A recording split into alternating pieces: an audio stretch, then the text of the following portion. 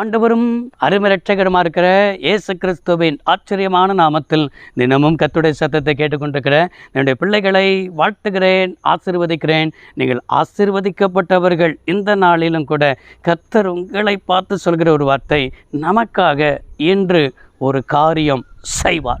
நம்முடைய ஆண்டவர் அதை தான் உங்களை பார்த்து சொல்லி கொண்டிருக்கிறார். ஒன்றுமே நடக்கலை அப்படின்னு நினைக்கிறீங்க பார்த்தீங்களா? எதுவுமே கைகூட மாட்டேங்குது அப்படின்னு நினைக்கிறீங்க பார்த்தீங்களா? எல்லாமே தாமதிக்கிறது என்று சொல்லி நினைக்கிறீங்க பார்த்தீங்களா? இன்றைக்கு உங்களுக்குத்தான் கர்த்தர் சொல்கிறார், இன்று ஒரு காரியம் உங்களுக்கு கர்த்தர் செய்வேன் என்பதை தான் தேவன் வாக்கு பண்ணுகிறார். இந்த வார்த்தையை 1 சாமுவேல் 14ஆம் அதிகாரம் 6வது வசனத்தில் இவ்வாறாக பார்க்க முடிகிறது. ஒருவேளை கர்த்தர் நமக்காக ஒரு காரியங்களை செய்வார், கொஞ்ச பேராய் கொண்டாகிலும் அநேக பேராய் கொண்டாகிலும் ரட்சிப்பதற்கு கர்த்தருக்கு தடை இல்லை என்று சொல்லி யோனத்தான் தன்னுடைய ஆயுததாரியை பார்த்து சொல்லுகிறான். அந்த 1 சாமுவேல் 14ஆம் அதிகாரத்திலேயே தன் தகப்பனாக இருக்கிற சவுல்கிட்ட அறிவியாமலே தன் ஆயுததாரியை அழைத்து கொண்டு பெலிஸ்தனுடைய தானியத்திற்குள் என்ன செய்கிறான்?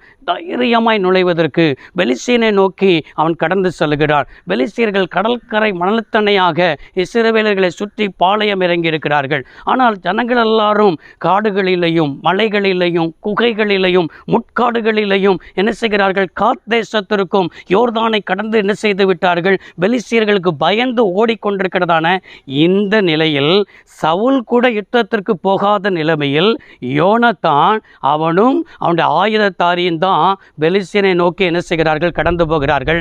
கடந்து போகும் பொழுதுதான் தன் ஆயுததாரியை பார்த்து சொல்கிறான், ஒருவேளை கர்த்தர் நமக்கு ஒரு காரியத்தை செய்வார். அவர் எப்படிப்பட்ட தேவன் என்றால், கொஞ்ச பேராய் கொண்டாகிலும் அநேக பேராய் கொண்டாகிலும் ரட்சிப்பதற்குனா விடுவிக்கிறதற்கு, விடுதலையை தருவதற்கு, மீட்பை தருவதற்கு அவருக்கு தடை இல்லை என்பதை அங்கே என்ன செய்கிறான்? அறிக்கையிடுகிறதை பார்க்க முடிகிறது. நம்முடைய தேவனை குறித்து நன்றாக என்ன செய்யணும்? புரிந்து கொள்ளணும். அநேகரை கொண்டு தான் ஜெயம் அல்ல.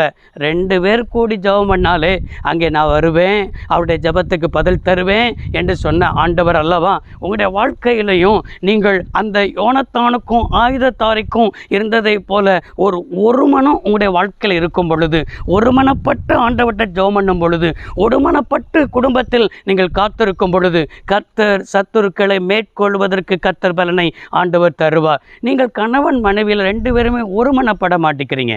அதை தான் ஆண்டவர் இன்னைக்கு பேசுகிறார். 2 பேருமே ஒருமனப்படாமல் வடதுருவமும் தென் துருவமாய் நீங்கள் இருக்கிறீர்கள். இந்த வார்த்தையை கேட்கிற பிள்ளைகள், நீங்கள் என்ன செய்ய சொன்னால், திருமணமானவர்களாக இருந்தால் நீங்கள் கொஞ்சம் யோசித்து பாருங்கள். உங்கள் கணவன் மனைவியாய் இணைந்து ஜெபம் பண்ணுறீங்களா? யோசித்து பாருங்கள். திருமணமாகாத பிள்ளைகள் இந்த வார்த்தையை கேட்பீங்கன்னா உங்கள் பெற்றோரோடு கூட இணைந்து ஜெபம் பண்ணுறீங்களா? குடும்ப ஜெபங்கள் உங்களுடைய குடும்பத்தில் இருக்கிறதா? நீங்கள் அந்த ஒரு மனமோடு கூட யுத்தம் பண்ணாதது நிமித்தம்தான். உங்கள் ஏதோ கடமைக்காக ஜெபம் பண்ணுறது, கடமைக்காக ஆலயத்துக்கு போகிறது, இது நிமித்தம்தான். ஒரு காரியம் அல்ல, எந்த காரியமே நம்முடைய வாழ்க்கையில் நடக்காமல் இருக்கிறது. இன்றைக்கு ஒருமனப்பட்டு யுத்தம் பண்ணுவதற்கு ஆயத்தமாகுங்கள். அந்த யோனத்தானுக்கும் ஆயுததாரிக்கும் இருந்த ஒரு மனதை உங்களுடைய குடும்பத்துக்குள் கொண்டு வாங்க. நீங்கள் போகும்போது பெலிஸ்தியனை கையில் கர்த்தர் ஒப்பு கொடுப்பார். அவர் ரட்சிப்பதற்கு தடை இல்லை என்று என்ன செய்கிறார்? சொல்கிறார். நீங்கள் தான் தடையாக இருக்கிறீங்க.